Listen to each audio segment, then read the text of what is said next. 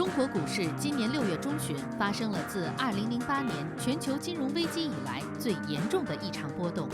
7月，证监会密集出台4份公告，维持股市稳定，但资本市场却依旧火热。围绕以房养老、企业内部集资、影视剧众筹等业态的民间投融资行为仍十分活跃。有关专家提醒，投资行为永远是机遇与风险并存，老百姓要管好自己的钱袋子，拒绝高利诱惑，防范金融诈骗。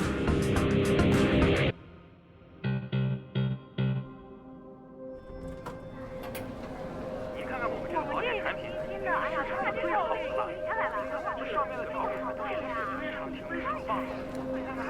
对，就这个，只要您买了，不买车不用花，这么说的。养老好靠谱，房养老更靠谱。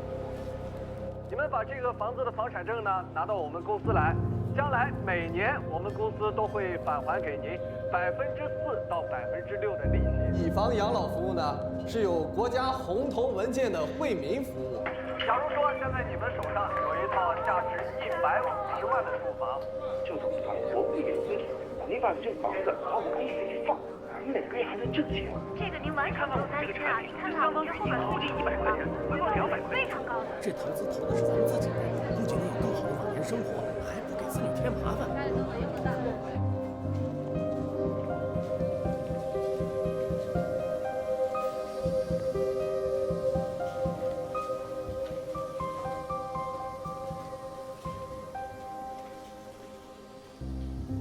哎，怎么就你一个人啊？新年会，这不是约好今天做访谈吗？啊，是不是？来，坐。是不是林慧姐有事情在忙啊？没关系的，我刚才还想去您办公室打个招呼呢，我又怕打扰您。嗨，我不忙。哎呀，你说这个谢林慧啊，我是千叮咛万嘱咐说今天的访谈很重要。白露姐，您的咖啡。哎，谢谢。哎呀，社长您也在啊？您喝咖啡吗？晶晶啊，看看这都几点了？谢林慧呢？难道你没有告诉他今天30周年健康宣传访谈很重要吗？人呢？我通知了社长，这不临时采访出了点状况嘛。慧姐，主编说他去解决。你说一个主编啊，底下那么多的兵，有什么重要的采访非要他亲自上？听说了吗？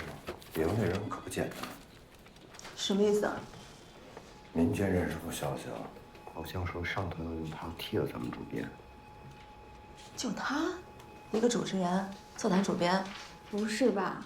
他才多大呀？他有什么资历啊？咱们中商浪潮怎么说也算是国内数1数2的财经杂志吧？活着才是硬道理，要不然以咱们主编这么强的业务能力，谁能干掉他？今天明明是你来过来帮我们忙，你看反而把你晾这儿了，别介意啊。李社，您这么说就太见外了。咱们是一个集团的，互相帮助是应该的。再说，咱马上不就要成为一家人了吗？高总跟你提起了。其实我有点担心，我怕自己扛不起来这个担子。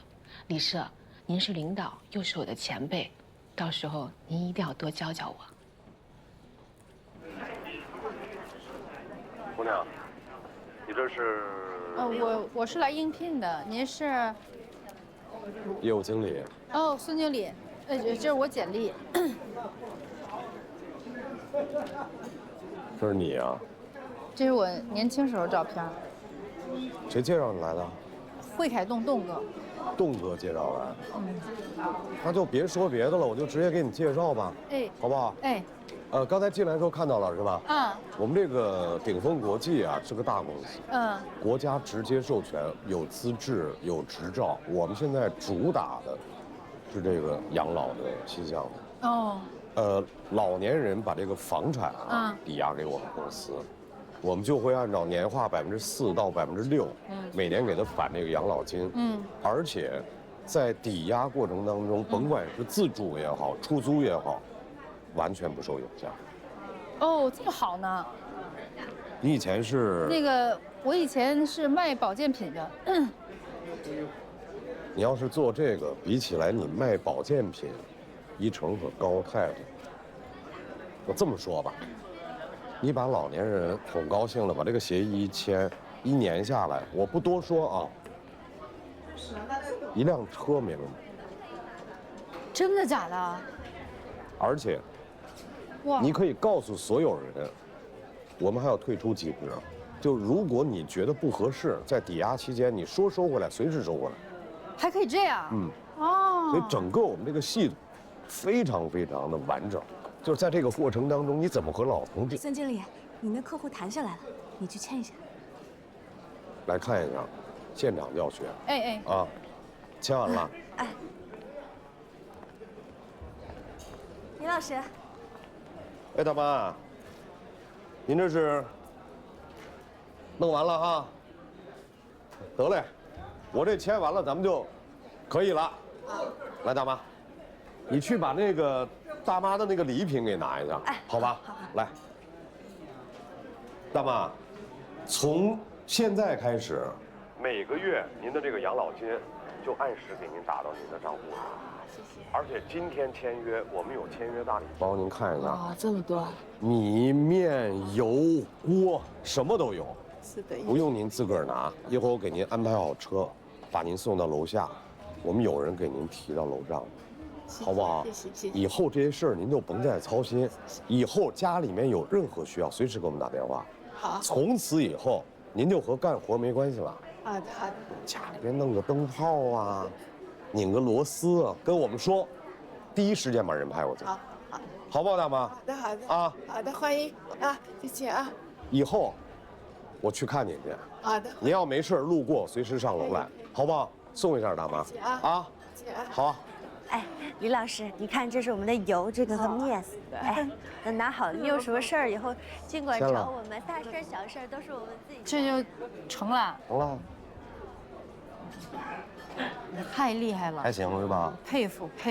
你知道这个老太太干嘛的吗？干嘛呢？大学教授。人民路，3房2厅的房子，抵这么多钱。我跟你讲啊，老年人的这个钱呀，它是好骗，但是不好赚。越是高级知识分子越这样。为什么呢？你想吧，孩子都是独生子女吧，都不想给孩子添麻烦吧，有的还把孩子给送出国外了。对。能指上吗？指不上，没人。万一家里面有点什么事儿，隔那么老远怎么办？没错。我们的价值就体现了啊。嘘寒问暖，没事跑过去陪着老同志遛遛弯儿，聊聊天儿，嘴甜点儿，腿脚勤快一点儿，然后我们这些小礼物送上，以你的聪明才智，1个月一定拿下。那不就跟我们卖保健品一个套路吗？你看吧，就是啊，一点就通吧。那这房子也抵押了，每个月能给那么高养老金吗？不会骗人家吧？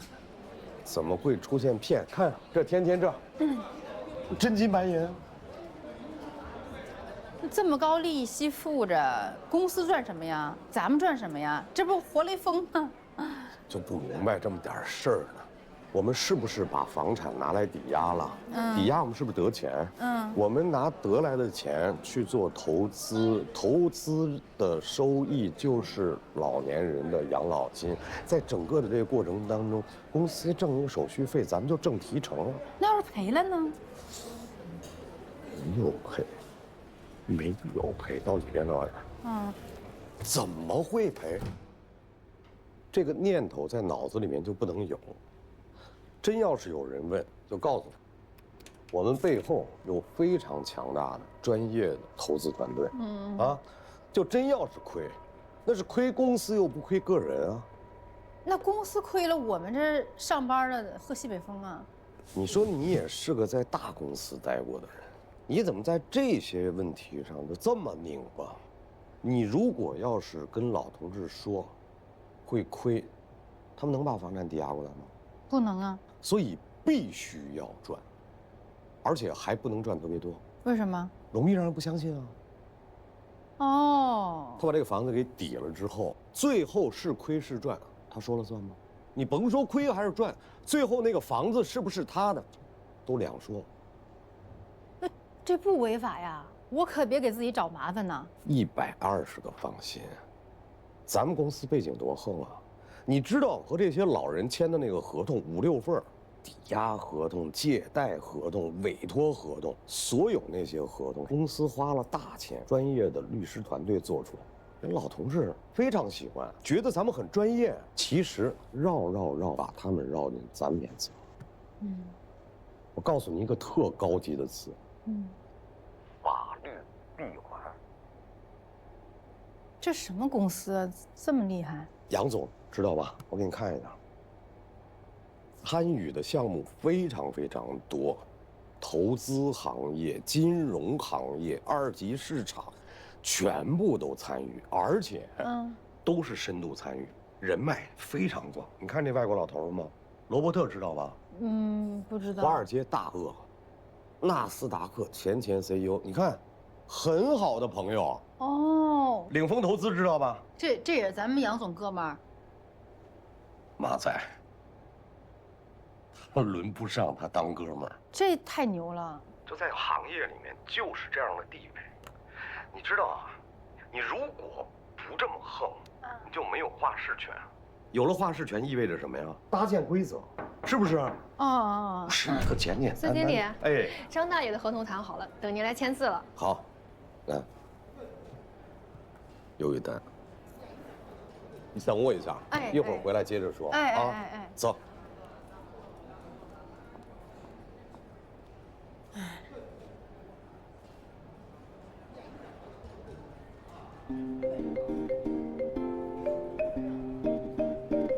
我素材刚刚上传完，你们赶紧组织写稿啊，然后利用咱们这块有的渠道，把这家公司的营业额，还有那个资金走向、股权关系全都查清楚，别有什么遗漏啊，一定要一穿到底。旧石器时代的人们梦想着永远的火种，1000年前，宋真宗时期的人们梦想着北方太平、衣食无忧。100年前的时候，电话、电影、电灯的出现，让人们终于开始习惯了一个不同的世界。电子计算机和互联网的发明普及，让经历了工业革命之后的人类，又迅速地经历了信息革命。你让司机再兜2圈，你千万别让孟教授给看出来啊！你跟司机说一下啊！对，哎，好，一迪。哎，师傅，孟院长还没来吗？他可是今天最重要的权威。放心，师傅啊，我打过电话了，就在路上，肯定能赶到。哦，对了，我今天碰见了刘教授，我和他交流了下最近的科研成果，我有一些新的思路。那太好了。哦，对了，师傅，我跟你说一下啊，今天坐在最左边的是国内医疗机构的专家，坐在中间的是科研学者，坐在最右边的是国内医疗设备企业的高管。怎么了，师傅？紧张啊？没事儿。如果我们的新技术得到他们的认可，那对于下轮投放市场有很大帮助的。没问题。这次的研讨会，你可是花心思了，辛苦了。说什么呢，师傅？这不都是我应该的吗？你赶紧进去吧，拿下他们啊！加油啊！喂，莫院长现在到哪儿了？哦，你让师傅尽量拖延时间啊！我现在出来找你啊！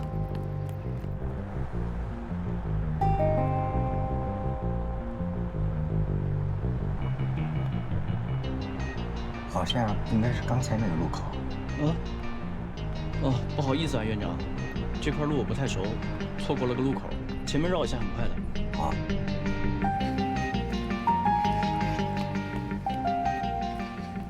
一迪姐，我都有点糊涂了，咱们现在在等什么呀？咱们啊，在等业界大牛。业界大牛，谁呀？宏源投资的肖月。为什么要等他呀？因为我打听过了，最近3个月他都在这儿讲课，我要制造一次他跟莫院长的偶遇。为什么要让他们偶遇啊？你哪那么多为什么呀？你不知道吗？宏源投资本来是干嘛的？本来投的互联网，现在投医疗了。哦，你是说想让他投资华科远见？啊，你终于明白了。对，投 B 轮。医疗机器人与人工智能、脑机交互、5G 网络等前沿技术的深入融合，将进一步的提升医生和患者之间的交互水平，并在数据、物体、环境等有着最精准的感知，实现国产机器人的跨越式发展。工业革命200年来的历史告诉我们，任何忽略革命性技术突破带来的产业变革乃至社会变革的思想，失去的不仅仅是一个生机，而是生存和发展的资格。所以错过的代价是巨大的。那么小到影响一家企业，中到影响一个行业，大到影响国家和民族。我打听过了啊，肖岳最近呢在拓展医疗界的人脉，他约了孟院长好几次都没约到，因为孟院长呢这个人比较低调。但是如果今天他们俩能在这儿遇到了，那就……哦，我明白了。肖岳的车，赶紧打电话给司机。好，明白。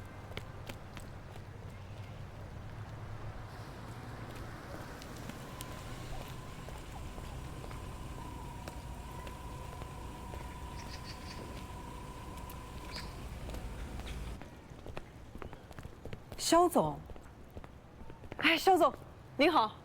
你是？我是玉象投资的投资经理江一迪。之前我们在创坛峰会上见过，您可能忘了。哦，有印象，有印象。啊，对，那个今天正好华科远见和人心大学在这儿做个研讨会，我过来帮忙。那你忙。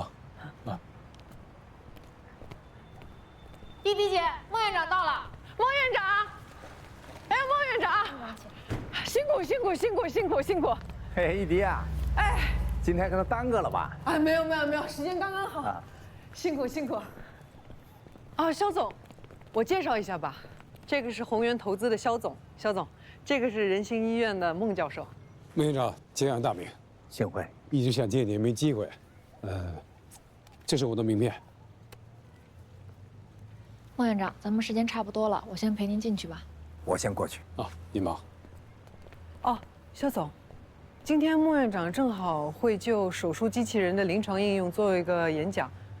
如果您有时间的话，我们可以一起听一下，交流一下。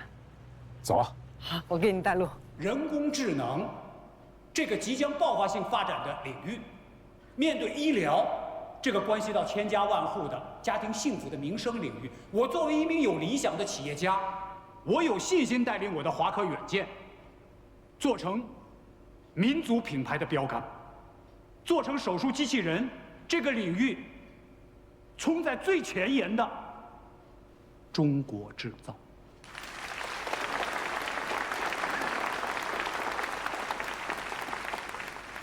在很多年之前啊，我确实和这些媒体朋友一样，是一个财经的记者。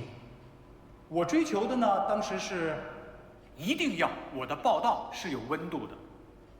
那这个温度，并不是从我张宏达的笔里写出来的，是每一位参与过经济建设、做出过贡献的良心企业家，他们用热情点燃的。所以从今天开始，我将带领我的华科远见，用拥抱明天的热情，来拥抱你们，来关注每一个需要借助新科技手段来解决病痛的家庭。华科远见将和你们一起点燃未来。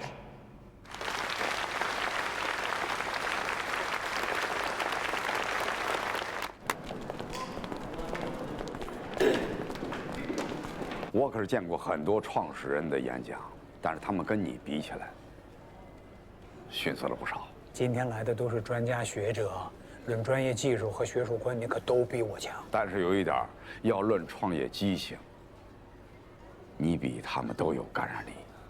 非常感谢您的支持，真的。不用感谢我。张总、吴总。哟，老肖啊，你可是错过了一场精彩的演讲啊！没错过，我都听见了。洪达，3年不见，华科远见再次让我刮目相看。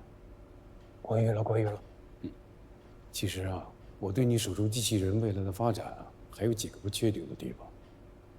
这个人工智能领域，目前国外还是这都是你安排好的。那咱们国家老板火眼金睛，科技基础。你怎么就盯上宏源投资的宵夜了呢？他 A 轮的时候不就想投我师傅吗？只是被咱们捷足先登了。一直以来呢都是。我知道，他觉得师傅选了我们没选他，肯定心里有点不舒服。但是吧，肖月说到底还是喜欢华科远见。是。而且他们做转型要做医疗了，华科远见就是他的最优选择。是，没错。是你买个机器人。他可是 B 轮投资人里边最容易争取的对象。帮忙不越权，做得很好。老板教得好。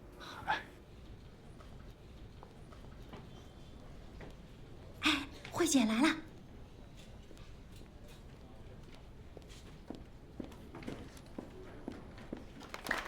恭喜慧姐！恭喜慧姐！慧姐太牛了！哎，林慧，刚查明你暗访的这个新闻素材是一起涉案金额巨大的诈骗，4个多亿呢。不光咱们广市，还涉及全国很多城市。预热稿写了吗？那公众号已经发过了。哦，公众号的运营特别重要。现在呀，信息时代，这样咱们用公众号呢，一边抢时效，一边维护用户；另外一边呢，就搁这个杂志继续维护这精品阅读，这样才能与时俱进。上午白鹿采访主编那事儿没成，社长他采访你不一样的嘛。哎，李社长，立刻到我办公室来。好，马上过来。哎，帮我通知下大家，10分钟之后开会。好，所有人啊。好的。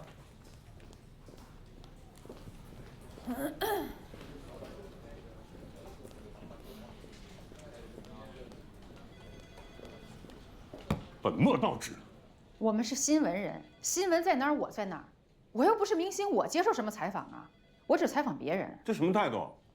这是集团的安排，人家等了你一上午，你好歹你照个面儿。理事长，我在工作。杂志社这么多人，有什么事儿非得你一个人去干啊？你这是个人英雄主义，是逞能，你是想出风头。我如果是想出风头，那才应该接受采访。我是为了本职工作。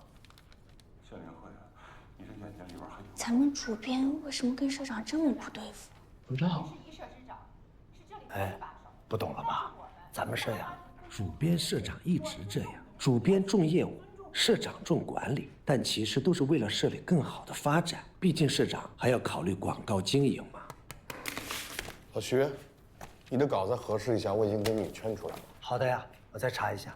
你难道你不明白吗？这是咱们集团成立30周年统一的宣传活动，是我们目前工作中的重中之重。你别以为谁都有这种机会被采访，这是集团对你的看重。那既然这样，就麻烦李社长代劳这份看重，我呢就做好我的本职工作，也算给咱们集团30周年献礼了，好不好？失陪了。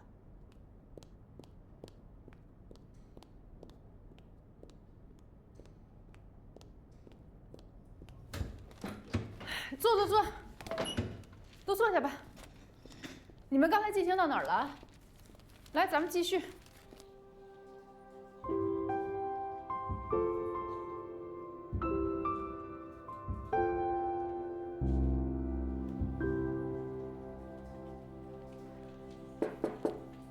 林慧，这是第3季度的财经要闻盘点，我已经校对和改过样了，你看一下吧。有什么问题吗？没什么问题，就是牵涉到一些比较有实力和背景的企业，咱们是回避还是交涉，你定吧。这里的数据核对过没有？都核对了，准确无误，就是数据有些敏感。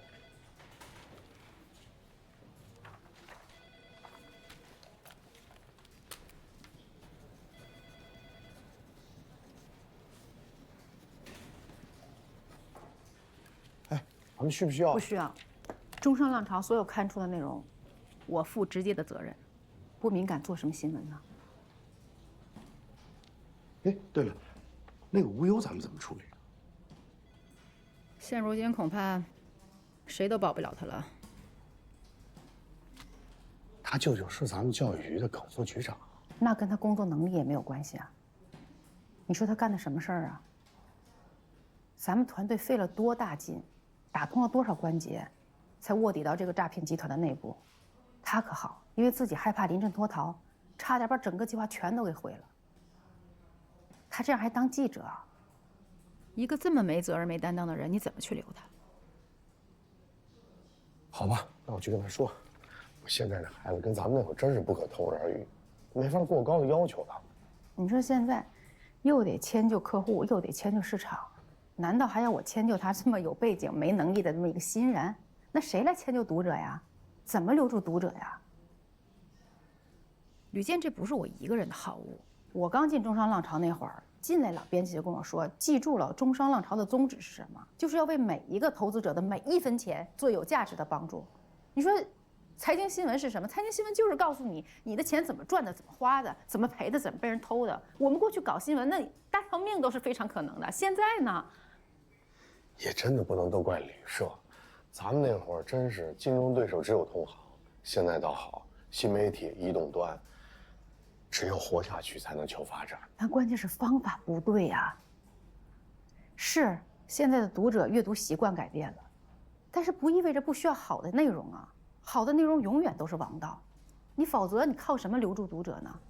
你现在，你就想着你怎么去搞这些营销，你怎么赚快钱，怎么消耗品牌，你这不让人笑掉大牙吗？你一个新闻媒体你要变成公关公司了。而且中商浪潮是几代人的心血打造的这个品牌啊，他这么搞下去就很快消耗殆尽了。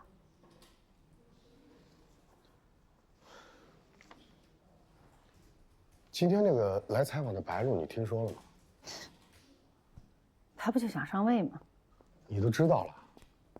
慧姐，大新闻！怎么了？创刊18年的《每日财经》宣布停刊。哇！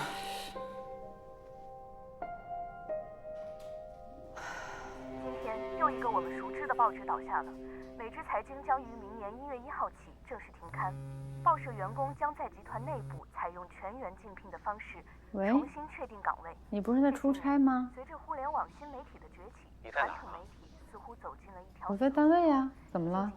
金融投资。你们杂志社什么情况？暗访派你去，那些年轻的记者呢？这次执行任务的是个新人，临阵脱逃了，我能怎么办？你顶上了。你想过后果吗？万一出事了呢？周航啊，我从做记者的第一天起，目标就是要揭露真相。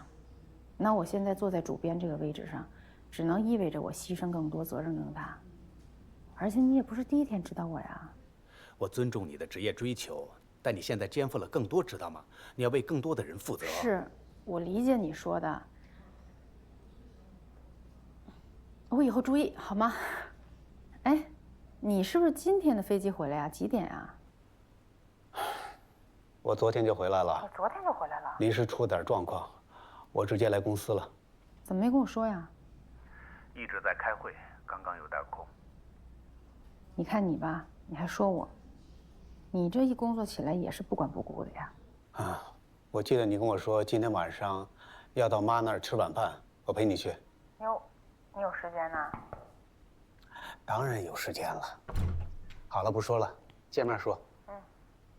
周总，消息传过来了，顾威费的牌照卡在张处那边，您看，谁负责的这个项目啊？当时投的时候，不知道他们没有牌照吗？董事长亲自抓的。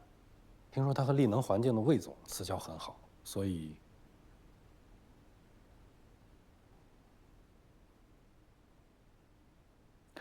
那个张处，是不是刘立文的老部下？是。哦，行，我知道了，我来处理吧。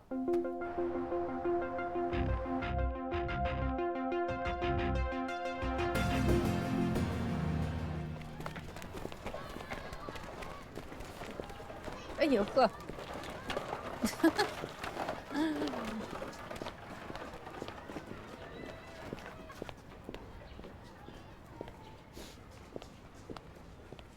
哟，中华好女婿，芝姐，姑娘来了。饿了吗？饿了呀，但你不给他俩换换样啊？哎呀，常叔和妈都好我做的这一口，有市场，没办法。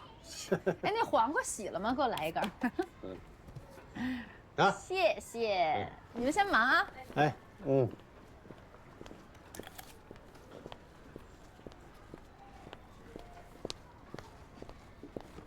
陈建真，呀，回来就回来呗，还买什么东西啊？还真把自己当客人啊？我不吃人家嘴短吗？这我晚上踏踏实都吃2碗。哎，那个，一会儿啊，你常叔有话要跟你说。我跟你说啊，今天啊，不管他说好听的还是不好听的，你不准给我呲牙，听见没有？这是要跟我说什么呀？工作上的事儿。我工作的事你们就不要老管了，我都这么大人了，老掺和干嘛呀？小慧啊，哎，你来一下。来了。去。小慧啊，哎，搭把手啊，程叔，帮我搭把手。哎，你先去吧。啊，行。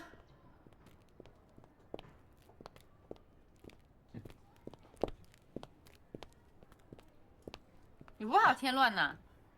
丽能环境你知道吧？知道啊，你们不是他大股东吗？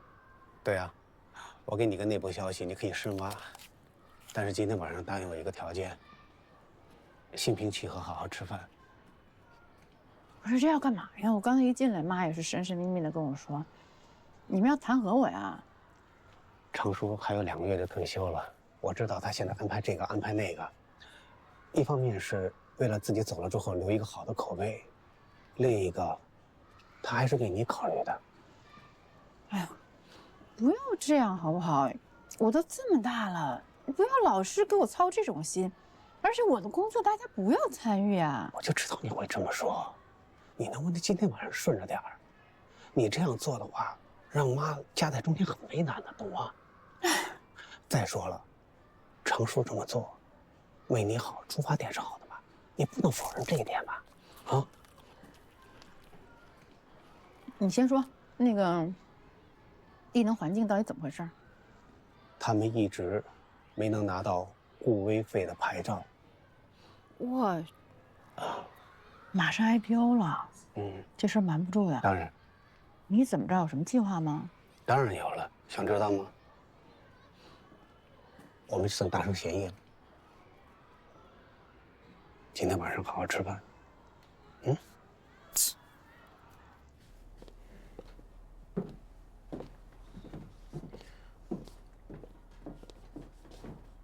哇塞，这写的太好了，真是有功底。人常叔真是就想听这话。不是，关键我这是发自肺腑的，确实写得好啊。这是最质朴的实话，说得好。那可不是。哎，回头让小王把这幅字装裱一下。周振民不是一直想求我的字吗？之前忙也没时间给他写，现在闲下来了，答应人家的就要做到。原来是在位置上啊，一字难求。现在马上要退了，人家未必这个还惦着。人家周振民是个文化人，喜欢好字，那不是很正常吗？你呀，总是把人与人之间简单的关系想得那么功利，我看你这思想有问题啊！对，我有问题，就是庸俗。你跟着说，轻点，我庸俗在这，对吧？人就是为了字儿，纯冲字儿好，不是为别的。说得好。哟，你看，哎呦，把他给说的，真高兴。你还说人家，你还在这儿又磨夫上夫随的，哎呦，我在这好亮啊！我天，哎呦喂，我赶紧起来吧。这面太绝了。周航啊，你这口面啊，就像我当年当兵的时候在大西北吃那味道一模一样。现在啊，其他地方可做不出这个味道了。常叔真是爱吃，每吃一次这面，同样的台词来一条。你要喜欢吃的话，以后一个电话，我随时来给您做。好。是啊，那我听说那个美知财经宣布停刊了，我也是今天听说的，很突然。那你呢？你的杂志社呢？受影响了没有？我们现在目前还没有吧。前2天市里开会还在讨论这个问题啊。传统媒体受冲击是全球性的难题了。是。说是向数字化转型，但转型能不能成功，现在还是摸着石头过河呀。对，现在这个，可能大家处境都很难。说你们那个集团，这个好像出了点问题是吧？是不是到处在融资呢？你先别聊这个了。你说这堵得慌，那个好不容易过来，说点好听的，聊点开心的，行不行？小慧啊，如果你真想让我们高兴，就好好考虑一下工作上的事儿。我不是反对你在中商浪潮做，你很优秀，靠本事做到了今天。虽然获了很多奖，但也得罪了很多人。你可知道，树敌太多，可不是一件什么好事儿啊。你得罪的那些人，过去呢，可能还多少顾忌我点儿。这从我退了以后，可就不好说了。那您说我这工作不就这个性质吗？怎么去控制把握呀？对对对，常叔说的对，这件事儿啊，我跟小何回去一定好好商量商量，放心吧。对吧？对，赶紧吃吧啊！我觉得你最近为什么那么瘦啊？我来你这儿少呗。哦，对了，这回我在北京出差的时候，碰见了以前的组织部长刘立文了，他托我给您带个好。刘立文啊，好多年没见了。哎，他还那么胖啊？这脂肪肝到底降了没有？看他那个体型，脂肪肝应该没消。刘立文啊，当年可逗了，还听说我游过长江，好说歹说，非要跟我比水性。哇，您游过长江啊？对呀，太牛了！我们俩啊，一口气在市委体育馆游了2000米，40个来回。哇，谁赢了？当然是我赢了。不过我听到的是另外一个版本。立文部长说那天他状态不佳，但是您兴致颇高啊，非得要比，碍不过您的面子，所以呢，就勉强的参加了比赛，结果就输了。哎，这是真相吗？是真相吗？他是这么说的啊。这个人，赢就是赢，输就是输，他怎么能这么说？那可不，找他去。把他电话给我找找。我给他打个电话，好好说。还真找人家。常叔，这厉文部长升迁到北京已经很多年了。谈起这件事儿，回想年轻气盛的时候，难免要强，谁也不服谁。那不行，这赢就是赢，输就是输，他怎么能这么说呢？我记着，我游完以后是41分20秒，他慢多了。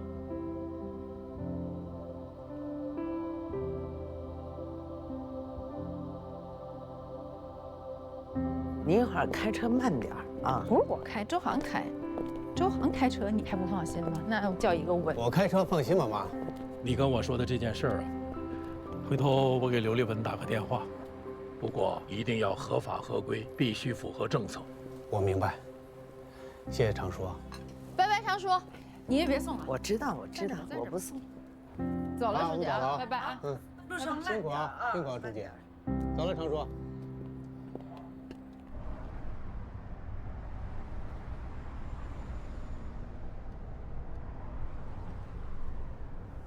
怎么了？没怎么。没怎么，是不是因为我吃饭的时候提起厉文部长啊？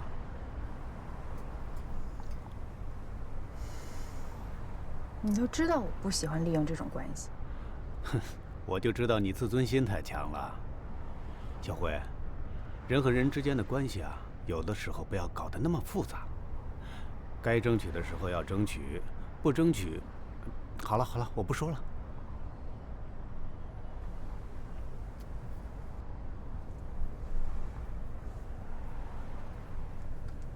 还不太晚，找个地方喝2杯怎么样？啊？嘿，一般干完坏事之后都这样，想找点别的弥补一下。可以吗？给个机会。但我不喜欢这样的方式，我希望你以后能记住。好，记住了。哎呀，好了，别不高兴了啊！常叔也是为你好嘛。哎呀，不是因为这个呀，哪有那么小心眼？那是为了什么？你看你一脸不高兴的样子。集团要把我换了。什么理由？理由？说要集团年轻化，这不都表面的吗？谁不知道背后怎么回事啊？还不就翻来覆去那些话？这有人说我老古板，有人说我太执拗，就那点没味儿的事儿。我这之前还给人家报道呢，说这到了一定年纪让公司给裁员了。我这可好，报道来报道去，报道到自己头上了，你说讽刺吗？好了好了，其实我觉得倒未必是一件坏事。你在中商朗超有10多年了吧？15年了。对呀，肯定有感情了。一个人在一个行业内待久了，会对外界有一种莫名的恐惧，只是他自己并不自知，对不对？我告诉你，纸媒的衰落是行业性的，你坚守下去，只能一起被淘汰。小辉，即便你不想去常叔推荐你竞聘的单位，以你现在在业内的人脉、地位，你选择的余地很大，去哪儿不能啊？哎呀，我觉得这些年你太忙了，咱们俩聚少离多，刚好趁着这个时间好好休息一下，好好考虑考虑，以后再做什么，对不对？我觉得你特像你妈，我掺酒，我特别难受。这说明你掺的少了，你多掺几回不就好了吗？怎么了？哎，那不是吴月婷吗？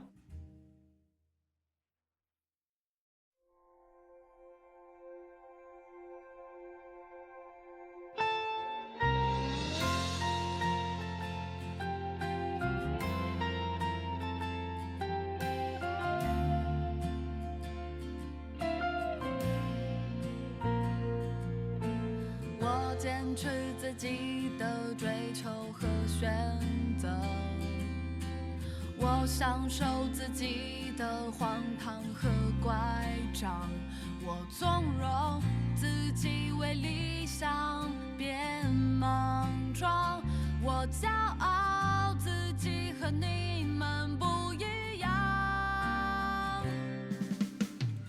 我害怕自己为生存而投降，我踏碎自己的懦弱去坚强，我知道自己的热爱和敬仰，这些都不能被你看上，那就让我去点忧伤的死去，灵魂走向战斗无止息，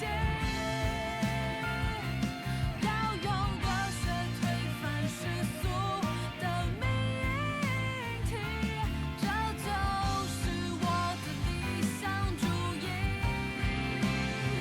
那就让我竭尽全力的苟活，纵使一路坎坷就我一个，当我用义无反顾斩断了记忆记，成就了我的理想主义。